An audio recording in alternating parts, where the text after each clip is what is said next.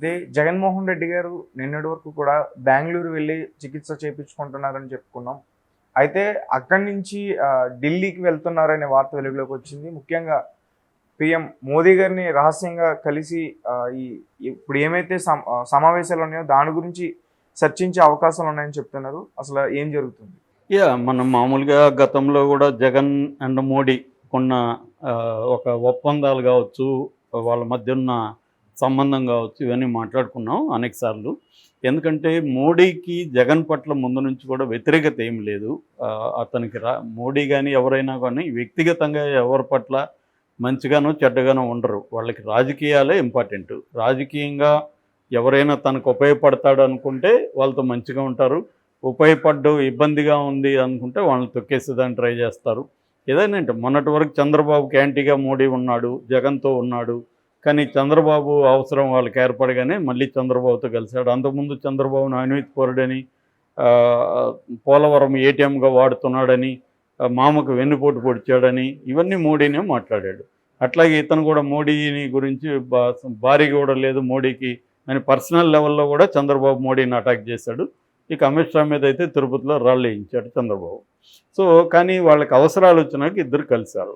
కలిసినాక జగన్ని పక్కన పెట్టారు. అట్లని జగన్కి కంప్లీట్గా యాంటీగా కూడా మోడీ మారలేదు. ఎందుకంటే మోడీ మీటింగుల్లో కూడా ఎక్కడ జగన్కి యాంటీగా గట్టిగా మాట్లాడింది ఏమీ లేదు. ఆంధ్రప్రదేశ్లో ఫస్ట్ మీట్లో అయితే అసలు జగన్ పేరు కూడా తీసుకురాలేదు. సో ఇలాగా క్లియర్గా ఏంటంటే జగన్ పట్ల కూడా వాళ్ళు ఏం ఆలోచించారంటే ఇక్కడ ఆంధ్రప్రదేశ్లో ఎవరు వచ్చినా మనకి 25 మన అకౌంట్లో ఉన్నట్టే, 25 ఎంపీ సీట్లు చంద్రబాబు వచ్చినా జగన్ వచ్చినా అని. జగన్కి ఏమి ప్రాబ్లం అంటే 2 రకాల ఇష్యూలు జగన్కి మోడీతో ఎందుకు ఉన్నాడంటే, ఒకటి పర్సనల్గా తన మీద 20 కేసులు ఉన్నాయి ఈడీ అండ్ సిబిఐ కలిసి. అది 10 ఏళ్ళుగా ఆయన బెయిల్ మీద ఉన్నాడు. మోడీగాని అనుకుంటే అతను జైలుకి వెళ్ళే అవకాశం ఉంది. మోడీ ఎక్కడ టైట్ చేయాలో అక్కడ టైట్ చేస్తే Jagan need to go to jail. So అదే ఒక రీజన్. రెండవ రీజన్ రాష్ట్రానికి ఏమన్నా ఫండ్స్ గిన్స్ తెచ్చుకోవాలంటే ఇతను ఎందుకంటే అనేక పథకాలు అమలు చేశాడు, అది కేంద్ర సహకారం లేకుండా అమలు అయ్యే పరిస్థితి లేదు. అందుకని రాష్ట్రానికి అవసరమైన ప్రయోజనాలు తన ప్రయోజనాలు, ఓవరాల్గా పొలిటికల్ పార్టీగా తన ప్రయోజనాలే జగన్కి. సో అందువల్ల మోడీతో ఉన్నాడు. చంద్రబాబు ఎందుకు మోడీతో కలిశాడు? చంద్రబాబు ఏమన్నా మోడీ బలం ఉందని ఆంధ్రప్రదేశ్లో కలిశాడా? వాళ్ళకి 1% కూడా లేదు బీజేపీకి. చంద్రబాబు కూడా తన స్వప్రయోజనాల కోసమే కలిశాడు. ఒకటి కేసులు ఉన్నాయి చంద్రబాబు మీద కూడా, ఆల్రెడీ జైలుకి పోయి ఇచ్చాడు.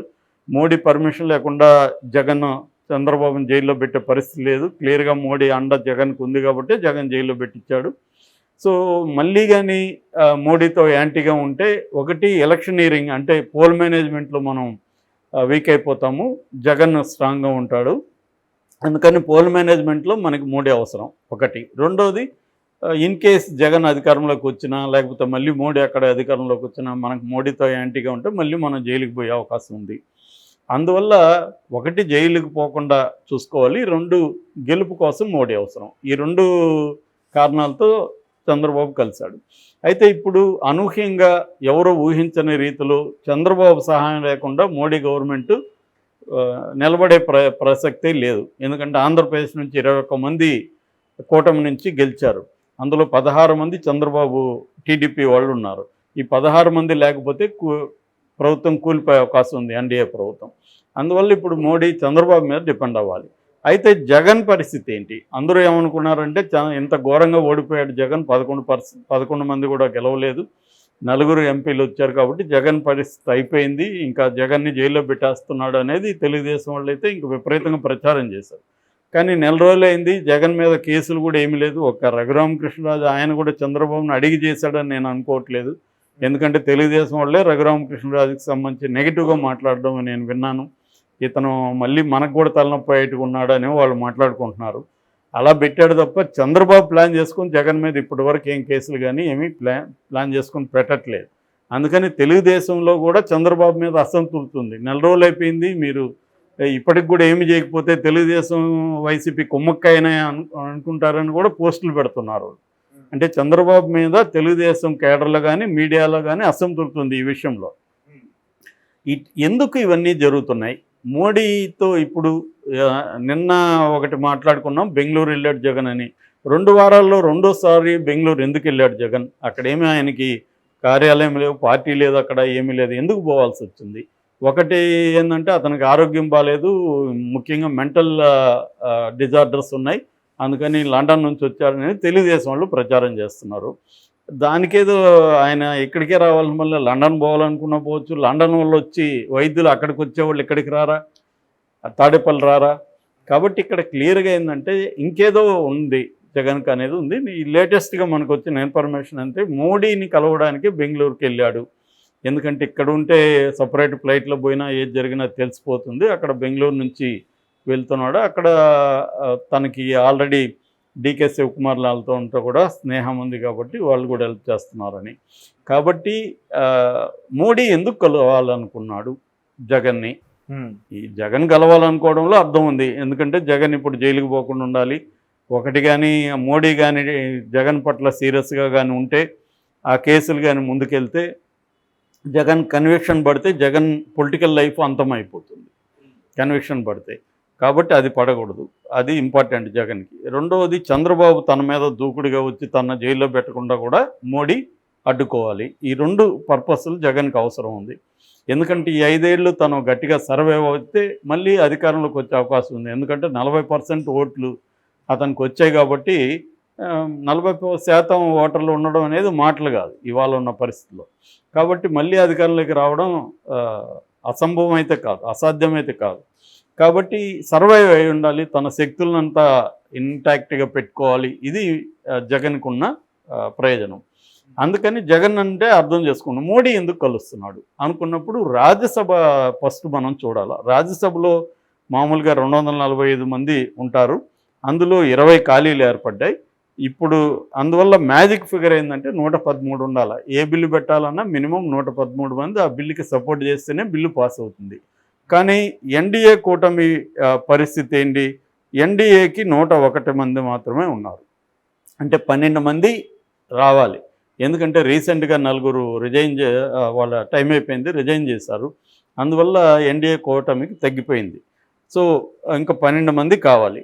ఇక ఇండియా కూటమికి వచ్చేసరికి 87 మంది ఇండియా కూటమికి రాజ్యసభ సభ్యులు ఉన్నారు. అందులో కాంగ్రెస్కి 26, తృణమూలకి 13, ఆపుకి 10, డిఎంకేకి 10 ఉంది.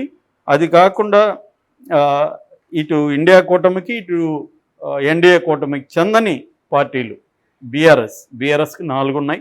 బీఆర్ఎస్ వాళ్ళు కూడా 4 మేము ఇస్తాము, మా కవితను బయటికి పోదని అని ఒక బార్గెనింగ్ అక్కడ జరుగుతుంది. అది కూడా త్వరలోనే కొలికి రావచ్చు. ఏఐడిఎంకి వాళ్ళు ఎవరితోనూ లేరు, వాళ్ళకి 4 ఉన్నాయి. వైసీపీ 11 ఉన్నాయి. బీజేడీ బిజు జనతాదళ్ ఒరిస్సా నవీన్ పట్నాయక్ మొన్నటి వరకు బీజేడీ సపోర్ట్ చేసింది బీజేపీని అక్కడ రాజ్యసభలో. కానీ మొన్న వాళ్ళు అసెంబ్లీలో విడిపోయి పోటీ చేశారు. కాబట్టి బీజేడీ మొన్న ప్రకటించింది మేము ఇంకా సపోర్ట్ చేయము అని. సో వాళ్ళకి 9 మంది ఉన్నారు. సో మొత్తంగా చూస్తే ఒకవేళ బీఆర్ఎస్లో 4 వచ్చినా ఇంకా 8 మంది వాళ్ళకి అవసరం అవుతారు. అందుకని జగన్కి 11 ఉన్నాయి కాబట్టి ఈ 11 లేకపోతే బిల్లులు పాస్ అయ్యే పరిస్థితి లేదు. సో ఏ బిల్లు పాస్ అవ్వాలన్నా మోడీకి జగన్ అవసరం ఉంది. అయితే త్వరలోనే 20 ఖాళీలు ఉన్నాయని చెప్పాను కదా, 20 ఖాళీలకు సంబంధించి ఎలక్షన్లు కూడా ఉన్నాయి. అందులో అస్సాం, బీహార్లో 2 ఉన్నాయి. హర్యానా, రాజస్థాన్, ఎంపీ, తెలంగాణ, త్రిపుర వీటిలో ఒక్కొక్క స్థానం ఉంది. 20లో ఒక 9 వరకు బీజేపీ గెలుచుకునే పరిస్థితి ఉందని చెప్తున్నారు. ఏదేమైనా వాళ్ళకి మంచి మెజారిటీ అయితే లేదు. బిల్లులు పాస్ అవ్వాలంటే జగన్ అవసరం ఖచ్చితంగా ఉంది. సో అందుకని మోడీ జగన్తో డీలింగ్స్ చేయాల్సిన అవసరం ఉంది. రెండోది, ఇది షార్ట్ టర్మ్ ప్లాన్. లాంగ్ టర్మ్లో సౌత్ ఇండియాలో కానీ ఆంధ్రప్రదేశ్లో ముఖ్యంగా బీజేపీ సొంతంగా బలపడాలన్న ఒక స్కీమ్ అయితే ఉంది. దానికి వాళ్ళ ప్లాన్ ఏంటంటే కమ్మా కాపు కాంబినేషన్ని మనం బీజేపీ ఓన్ చేసుకోవాలనేది వాళ్ళ ప్లాను. ఇప్పుడు కమ్మా కాంబు కాంబినేషన్తోనే చంద్రబాబు అధికారంలోకి వచ్చాడు. రేపు చంద్రబాబు ఆల్రెడీ ఆయనకి 75, సో ఇంకొక 5 ఏళ్లతో 80 వచ్చేస్తుంది, ఇంత స్ట్రాంగ్గా ఉండడు ఆయన. కాబట్టి ఇంకా లోకేష్ ఇప్పటికీ నాయకుడిగా ఇండిపెండెంట్గా ఎదగలేదు. కాబట్టి కమ్మా కాపు కాంబినేషన్ కానీ మనం సెట్ చేసుకోగలిగితే, ఎట్లాగూ పవన్ కళ్యాణ్ బీజేపీ కంట్రోల్లోనే ఉంటాడు,